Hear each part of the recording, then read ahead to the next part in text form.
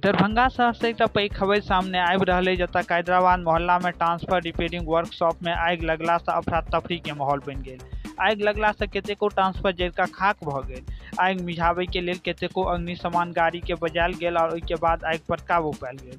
ओतहि night guard से जहन एहि पर बात कयल गेल तो ओ की कहला से और जानै छी। ये हुआ सर कि शाम के वक्त था अभी जब हम कॉल किए हैं 112 पे अपना एसडीओ साहब को किए, तो हम लोग स्विच दे करके, ठीक है ना, लाइट सबका स्विच दे करके 2-4 मिनट बैठे हैं। उसके बाद गेट बंद करके हम लोग जहाँ की निकलने की कोशिश किए हैं तो ट्रांसफार्मर यहाँ है, ट्रांसफार्मर पे 2 बार मारा पराक पराक आग के तरह।